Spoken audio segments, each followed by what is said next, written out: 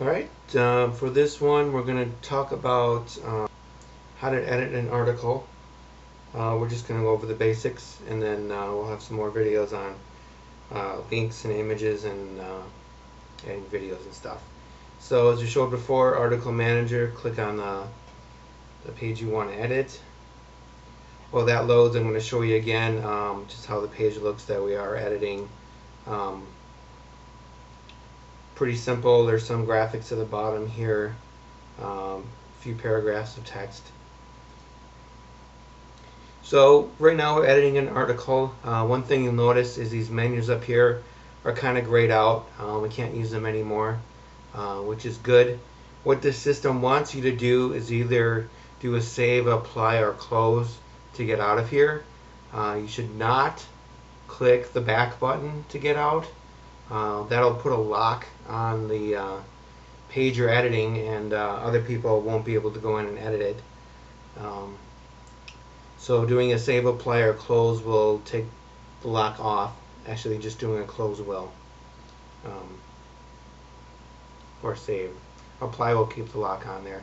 And what the lock does is just make sure that one person has a article checked out at a time.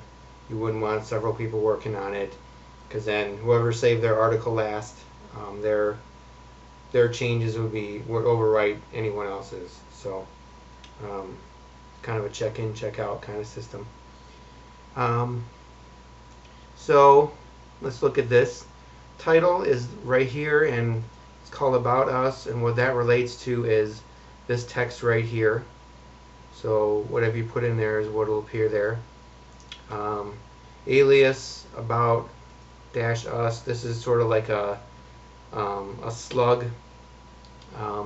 If you've used WordPress, what they want you to do here is leave a blank if you're making a new page, and it'll fill that in for you. It should be lowercase, no spaces or anything. And then we can change the section and category of this page if we want. We can move it around. This does not move it around in the navigation. These sections and categories are pretty much mainly for the back-end use, although sometimes they do matter on the front end. You should treat them like they matter on the front end.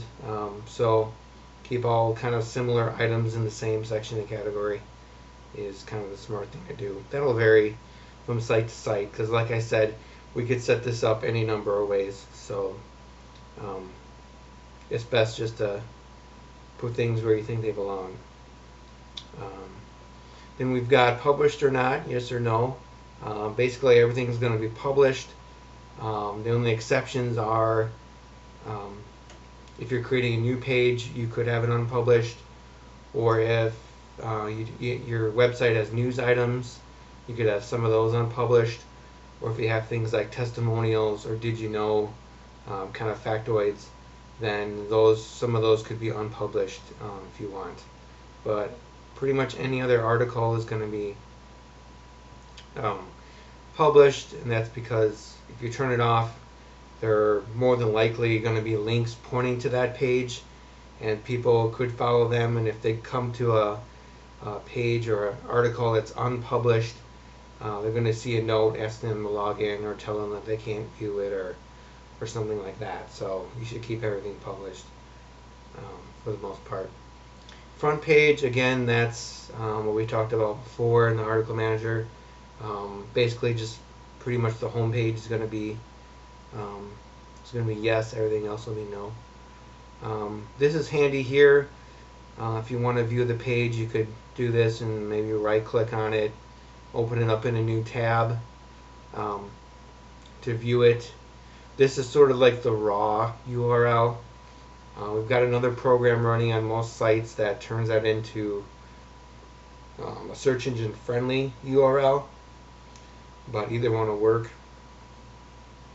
Actually, once you do that, it'll probably turn into the search engine friendly one. And we've got our editor, which I'll go over, and we've got some parameters over here, which I'll probably talk about at the end. So let's look at our editor. This looks a lot like Microsoft or any kind of um, word processing type software. Um, what else? A couple things to notice. This text right here, this font is sort of a default font. It's Times New Roman. And if we flip over to the page, you'll notice this is Verdana. So that's one thing you don't have to worry about is a font. The font is taken care of in the template, so we're not going to be messing with fonts. Another thing is, if we look at this first line, come to the end, the last word is recycling, and back in our editor, recycling is way over here. So don't get hung up on where text is on a line. This is the web, it's not print. With print, you've got an 8.5 by 11 sheet of paper. The size doesn't change, the fonts don't change. With the web, that's totally different. The size of the page can change, colors can change, font can change, depending on the different browser people are using, depending on their monitor, depending on their operating system. There's all these factors. So the web is a lot more fluid. Just keep in mind it's not print, and you should be okay. Another thing is people might have their fonts turned up in their browser. See if I can get mine turned up here. There's a little larger, going again, larger still. So the page is going to change size. Scrolling, or words might flip to new lines, stuff like that. So just keep that in mind. So, and then also the background of this is white, and on your page it might be something different. This sort of mainly white. I think there's sort of a green tint back here. So you want to keep that in mind, that it might not be exactly the same. So we're in here editing this text. You've got buttons like bold, italic, underline, so we can make that text bold, pretty easy. Same thing with italic.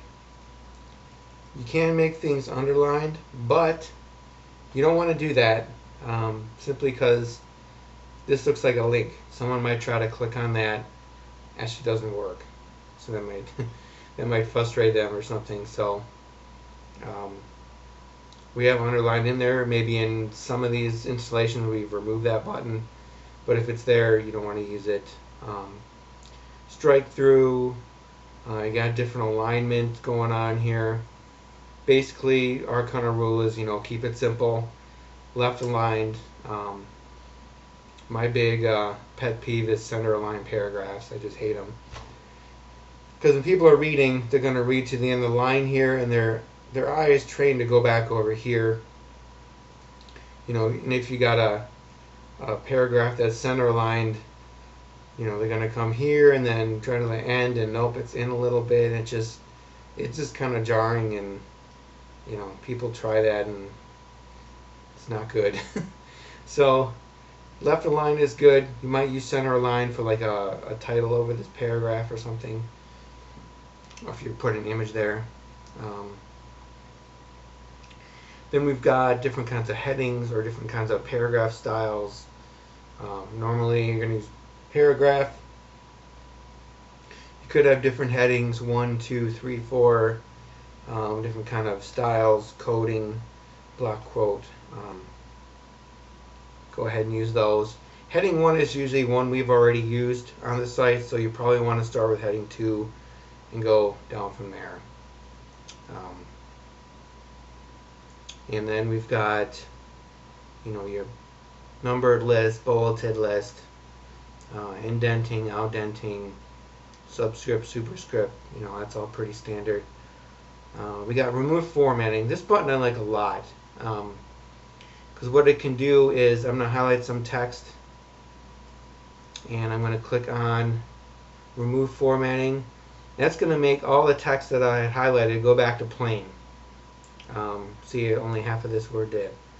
which is just a lot easier than going, okay, bold, and then, okay, is it bold, is it unbold? Just keeps the code nice and clean.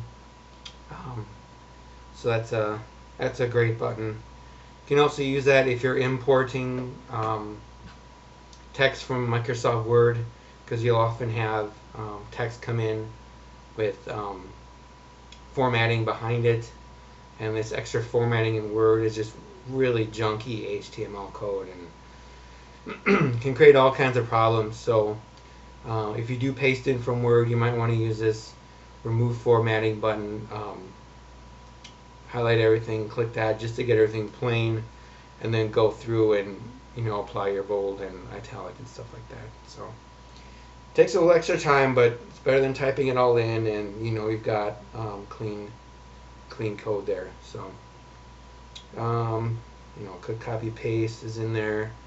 There's a find function, find and replace. That's pretty handy if you need to do some editing. Find one word, replace it with another. Do a replace all. I'm sure everyone's used that before. So that's pretty handy. Anchors. Okay, how anchors work. A good example of a page with anchors would be a frequently asked questions page, where you've got all the questions at the top. You click on a question and it scrolls you down the page to where the answer is. So I'll just set one up here. What I'll do is I'll go and set an anchor. Let's do it down here. Put my cursor where I want the anchor to go. I can call this last paragraph. Alright, then I can go at the top here and click make a new thing. Last paragraph. Not that anyone would ever want to do this exact thing, but you're going to get the idea. Next thing you'll do is make a link. So we've got our link editor, link button, and right here is scan the page and saw that we had this anchor named last. So I'm going to choose that. Hit insert. Brings us back here, and now this is linked, and if I click on it, it takes me down to the last paragraph here, or actually to this anchor right here. So everyone's wanted this feature for a long time, and now we finally have it. So that's how anchors work. Next is custom characters. So if you need any accents, you need any copyright, trademark, I don't know, there's all kinds of things in here. Characters not really found on your keyboard. You can put those in pretty easily. Font size, you can play with those if you want. Your heading of your paragraph might be a different font size. I don't know. Don't go crazy. We're not making a Myspace page here. Usually got a company website going on. So background color, text color. So if you wanted to change, making a real mess here. Wanted to change this color to red, and we can do that. Pretty easy. Linking, we're going to go through in the next one. Editing files, basically all these buttons we're going to go through in the next one. There's a spell checker, but if you're using Firefox, it's got one built in. You got a line, so if you need a horizontal rule, you can set one up there. And then tables. So let's go in here. I'm going to set up a new table.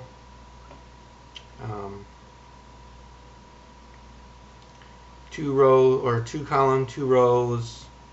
Spacing I usually like.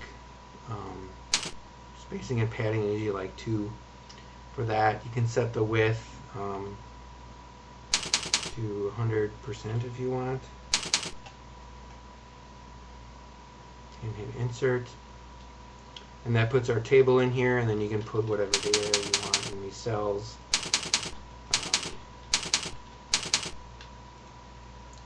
that. That's tables.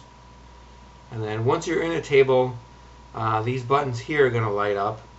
And there's different things like inserting rows, columns, stuff like that, merging cells.